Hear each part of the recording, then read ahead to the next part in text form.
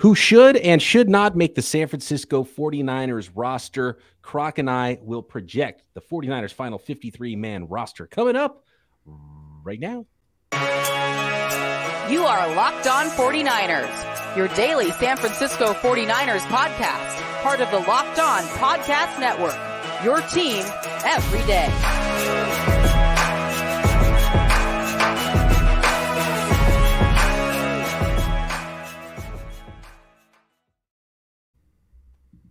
Welcome to Locked On 49ers. Brian Peacock and Eric Crocker with you at BD Peacock, at Eric_Crocker on Twitter. Thanks for making us your first listen every day here on the Locked On Podcast Network.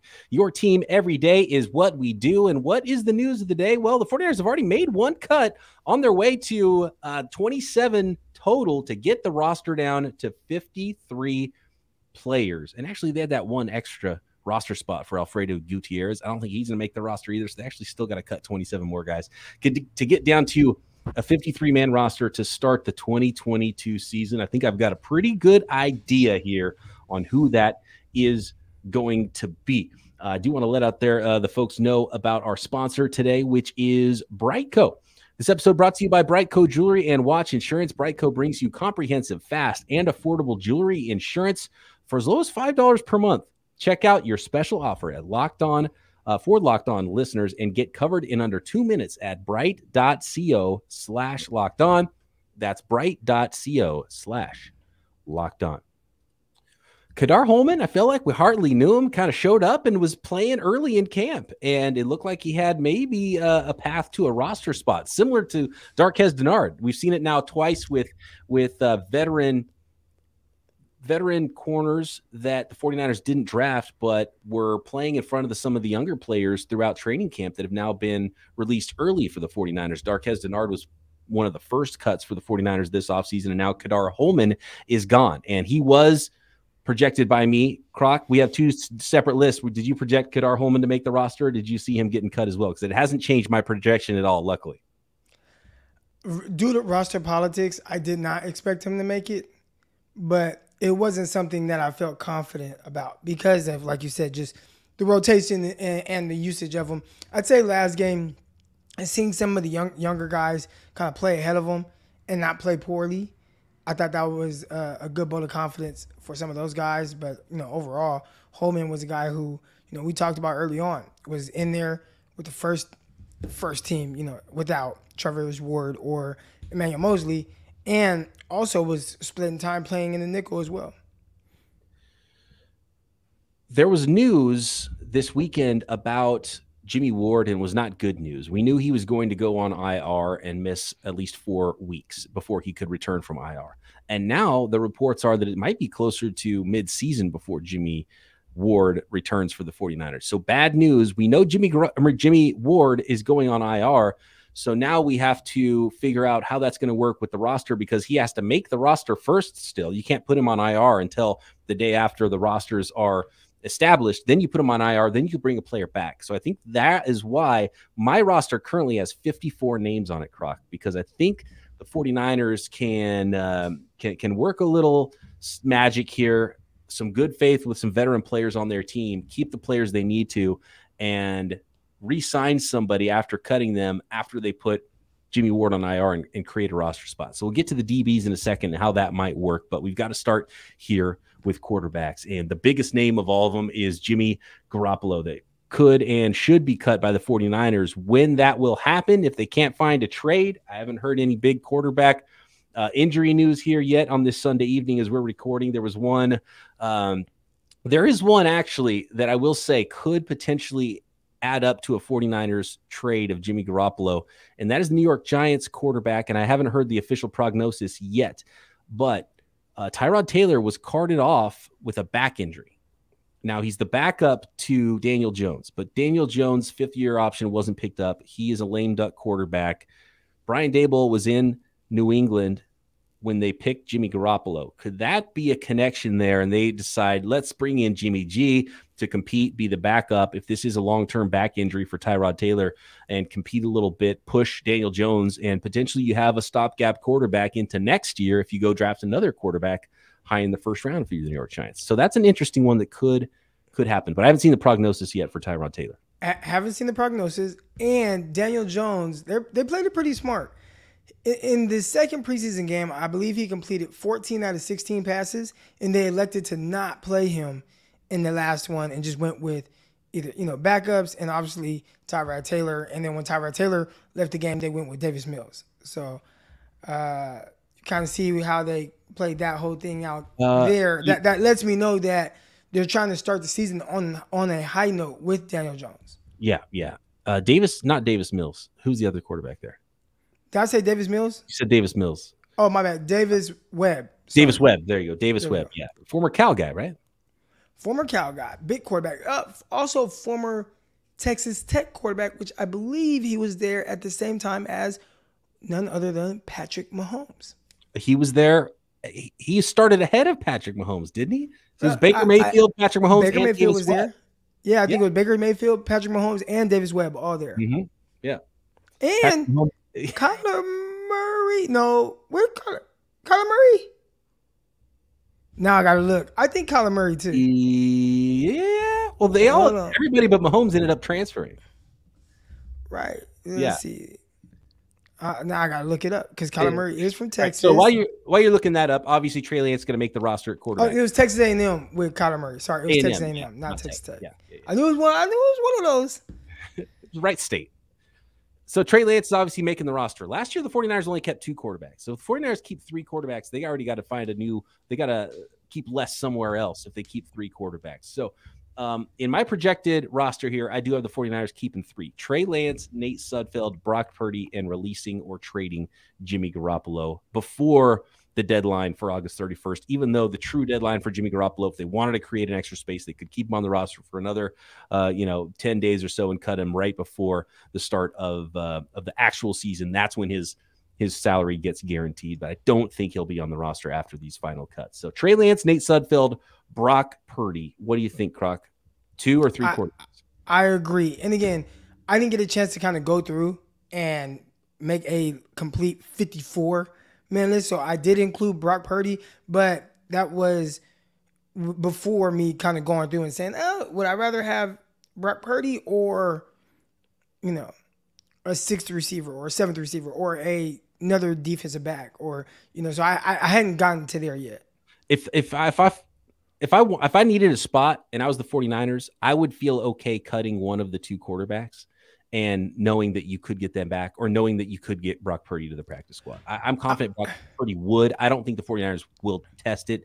Just judging by the usage of Brock Purdy, I do think it clues me in that the 49ers are going to try to keep 3 quarterbacks with one exception, and we're going to put a pin in Nate Sudfeld's name. We're going to get back to him because he is one veteran that I think the 49ers could use in one of these situations where they actually cut a player with the intention of bringing him back the very next day.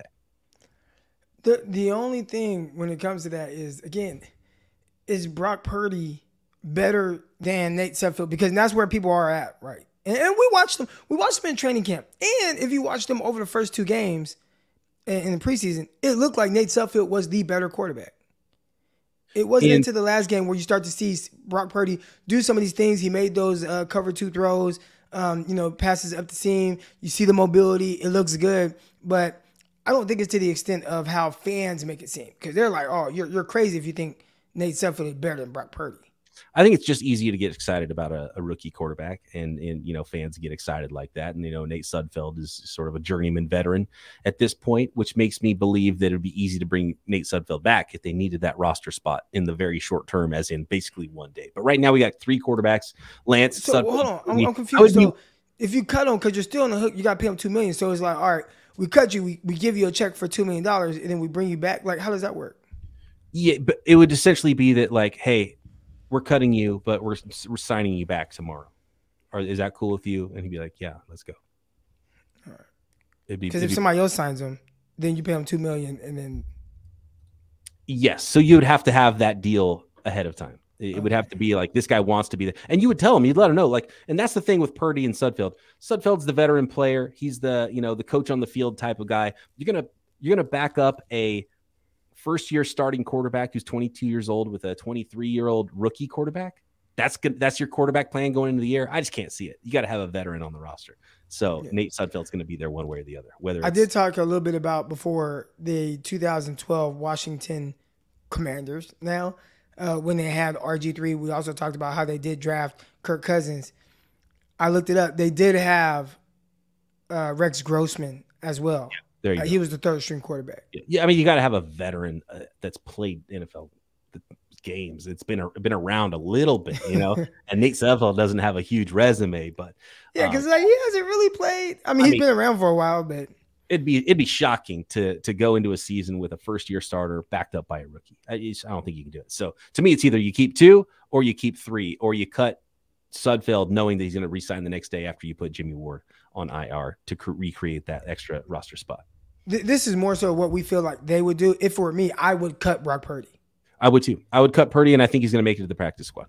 And that's not to say I don't think he can play, or that's not to say I don't think he could be a legit backup, or maybe even he should be the backup. It's just with the financial situation, even what you just talked about with, having a veteran backup, even if he hasn't played a bunch of games, but he's been in the league for 4 or 5 years, and a third string quarterback. I'm always going to feel like if I get to my third string quarterback, I'm probably not winning games anyways. Right. And look, Purdy's looked okay for a 7th round pick and you feel good about him. Maybe he's a long-term backup, but let's say you cut Purdy and another team picks him up. He's going to come back to haunt you, you know, like, oh, Brock Purdy. And can't you just go get a Josh Johnson or something? You know what I'm saying? Like if push comes to shove and you need another guy, like you can get similar production, if not even better production out of like Josh Johnson, who's been on like 100 teams, but he's been in every single system. So I'd rather have him. If you told me, oh man, you can't cut Brock Purdy because he might not make it back to the practice squad. Well, if he doesn't, then I just see if Johnson is available to add him to either my practice squad or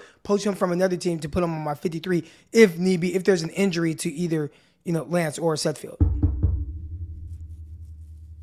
And with Sudfeld, even if you cut Sudfeld, remember last year, the 49ers kept Garoppolo and Lance and did cut Sudfeld. And they brought back Sudfeld like 3 or 4 times off the practice squad during the season.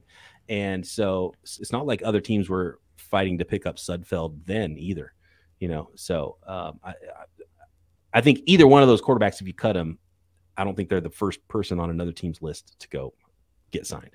To me, it just doesn't make sense to, okay, I'm going to cut you and I'm going to bring you back on practice squad, but I'm paying you $2 million or $3 million because, you got $2 million right. guaranteed. Like, that's the part. It just doesn't make sense to me. No, it doesn't make sense to me either. And still, even with the 3 quarterbacks thing, even if you cut Sudfeld and, you have a wink deal with him knowing that you're going to bring him back the next day after you put Jimmy Ward on IR, that's still, you're going to have 3 quarterbacks on the roster and you still, are taking up a roster spot that if you had Purdy on the practice squad instead, you would have an extra roster spot the entire season long instead of carrying 3 quarterbacks. So I would still cut Purdy and guess that he would make it to the practice squad because every team's going through this. We're not talking about how the 49ers are going to pick up all these other guys off of waivers. You know what I mean? And most teams are more worried about the guys getting poached than the guys they're going to sign from other rosters. But the Niners do have a roster of pretty good undrafted free agents, which is why they want to protect them, which is why they can use that loophole of, hey, veteran, let's cut you. And we have a deal that we're going to pick you up after we put Jimmy Ward or some other players on IR. Okay, running back is a tough one we're going to get to next. We're going to get through the rest of the offense and the defensive side. Our 53-man roster projection. Croc and I have been watching these videos at Brite.co, which is proposal fails. Just word to the wise, gentlemen, if you're going to propose at some point, don't do it near a body of water. Don't do it in a helicopter. Or flying in the air anywhere, basically. It's there's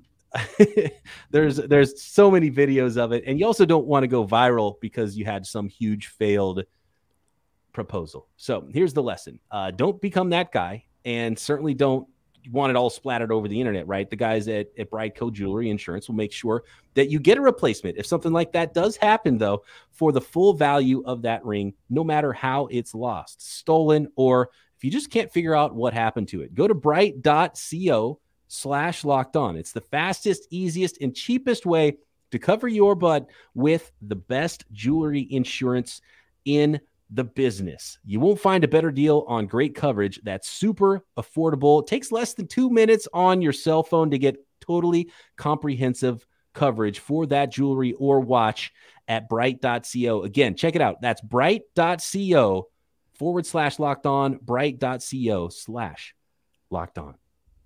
Thanks again, everybody, for making Locked On 49ers your first listen here on the Locked On Podcast Network every day. Make sure you're checking out the Ultimate Pro Football Preview starting August 31st, an 8-episode extravaganza to get you ready for the NFL season in 2022. The local team experts of the Locked On Podcast Network and Odyssey NFL insiders all combining into one Ultimate NFL Preview. Starting August 31st, search for the Ultimate Football Preview 2022 on your Odyssey app, YouTube, or wherever you get your podcasts.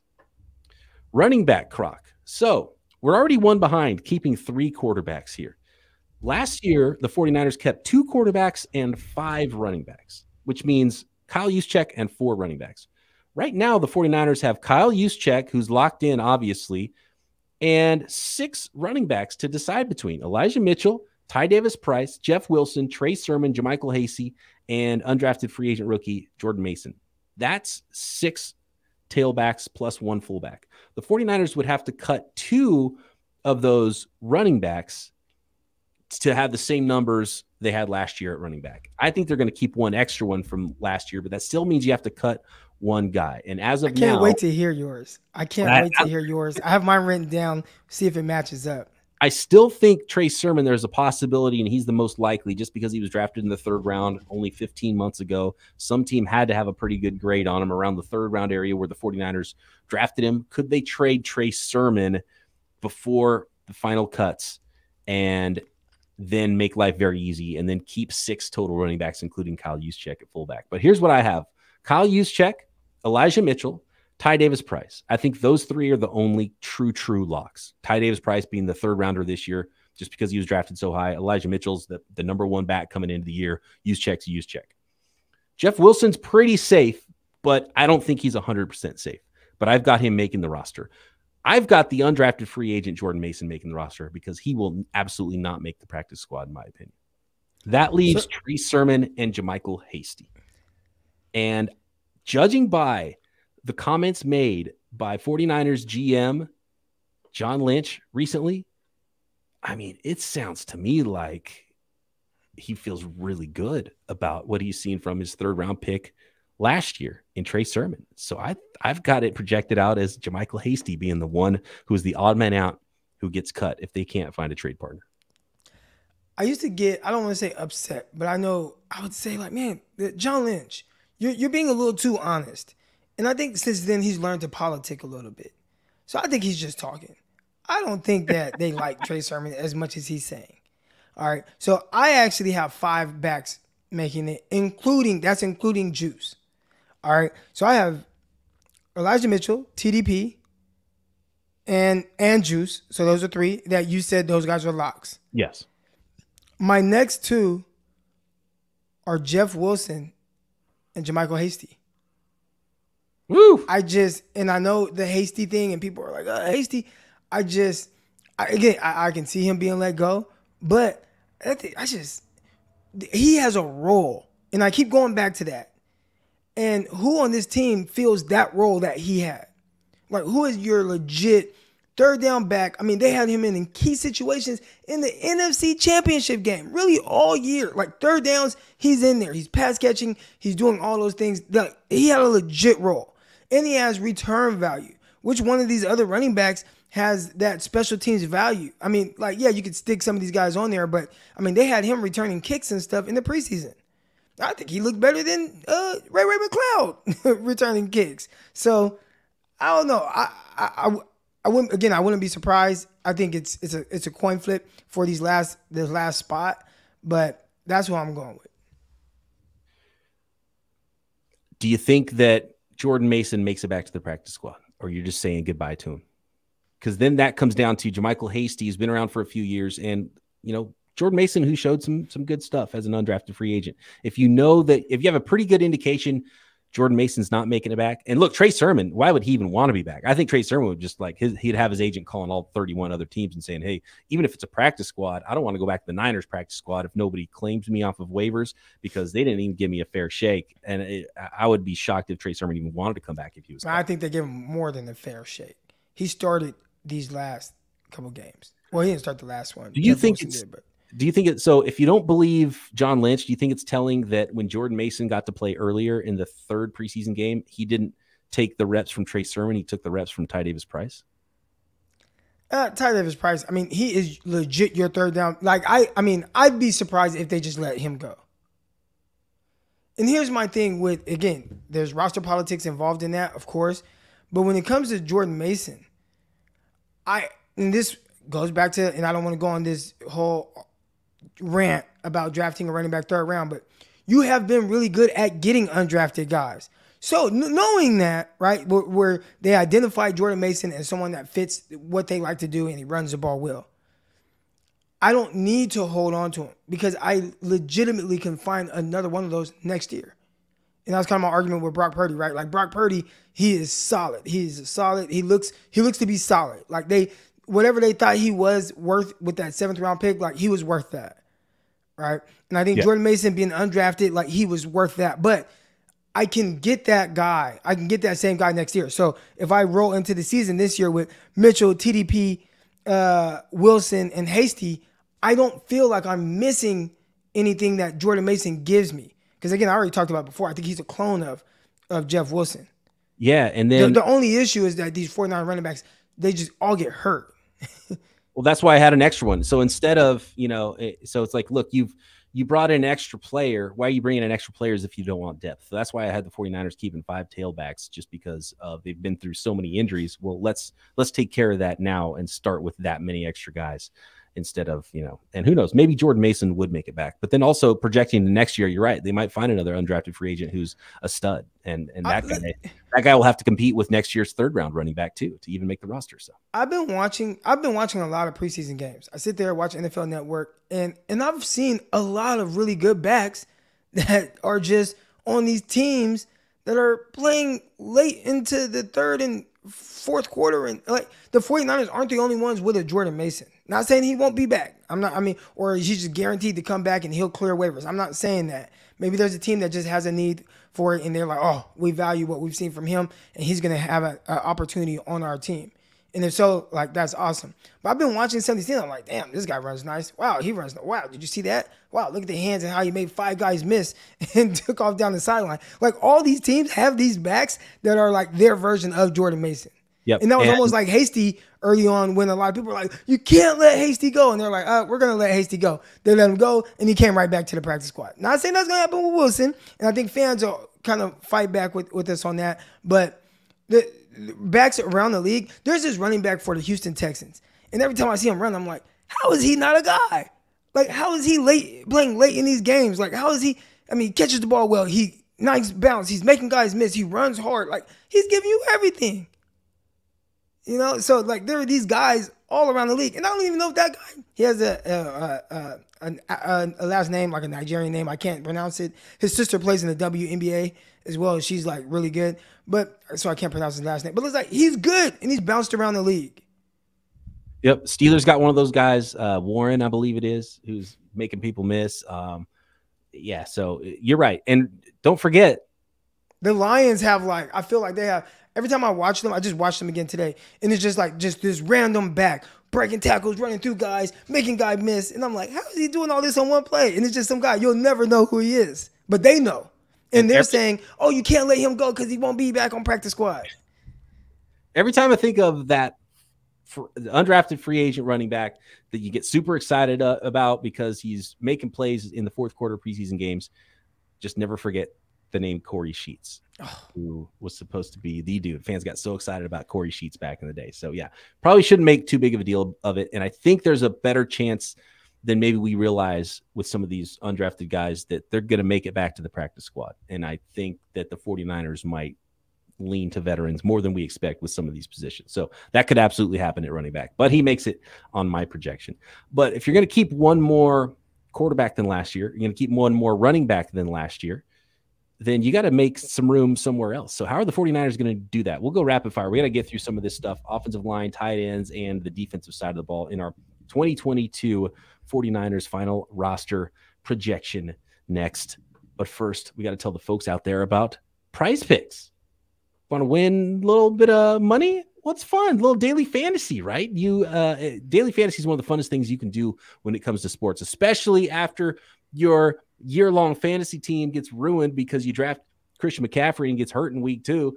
You can keep playing daily fantasy every single week. And with PrizePicks, it's super easy. Pick 2 to 5 players, and if they go score more or less than their prize pick projection, then you can win up to 10 times your money on any entry. So you're not competing against other bunch of people. You're not competing against some sharks in a huge pool where you have to beat 100 people to win. And, you know, some of the best bettors in the world might be in this pool, right? This isn't what it is.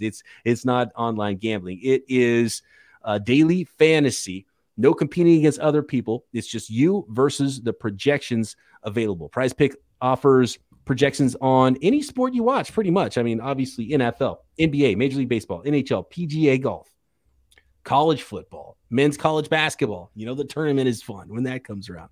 Soccer, WNBA, esports, NASCAR, all types of car racing.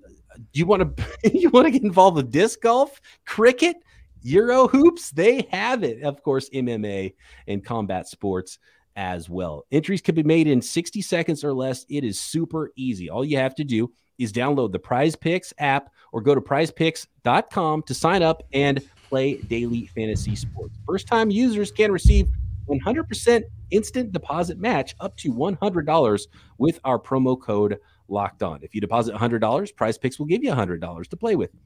If you deposit $50, PrizePicks will give you $50. Don't forget to enter promo code Locked On at sign up for an instant deposit match up to $100. All right, tight ends. Croc. Same as last year. They kept 3 this year, same 3 names. George Kittle, Charlie Warner, Ross Dwelley. Tyler Kroft was vying for the spot, but I don't know if he did enough to overtake the incumbent Ross Dwelley for tight end 3. Do you agree there, or you have a problem with that list? No, I think it's pretty easy, the easy way out real quick to just say Kittle, Warner, Dwelley. And you feel comfortable with that. Like Dwelley playing that fullback role as well in the last preseason game.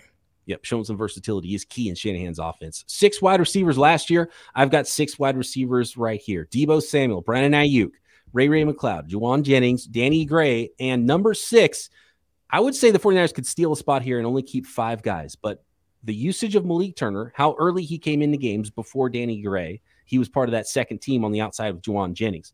Then his special teams usage, which is key. If he's going to be a core special teams player and he's on the coverage units and he's on the return units, then I think that signals that there's a very good chance Malik Turner makes the roster. So I've got Malik Turner as the 6th, and guys like Willie Snead and Tay Martin do get cut.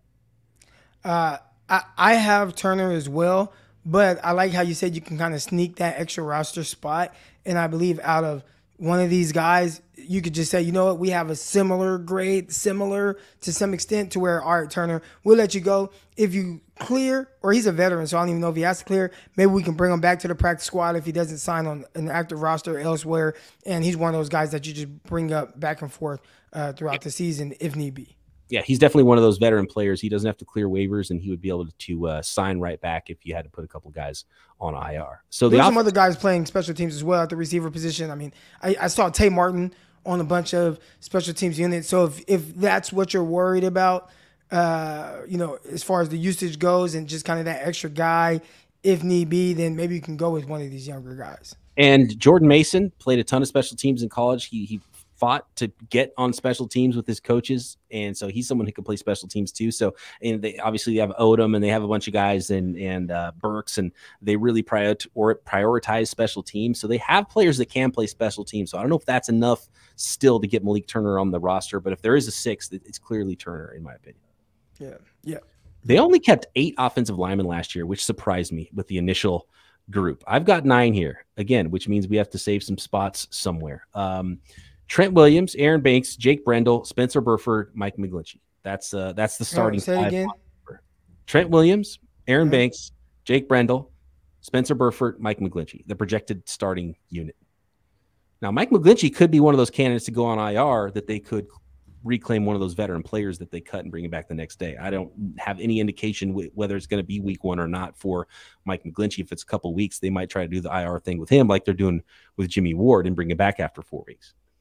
Beyond the starting projected 5, 4 more names: Colton McKivitz, Daniel Brunskill, Jason Poe, undrafted free agent, and Jalen Moore.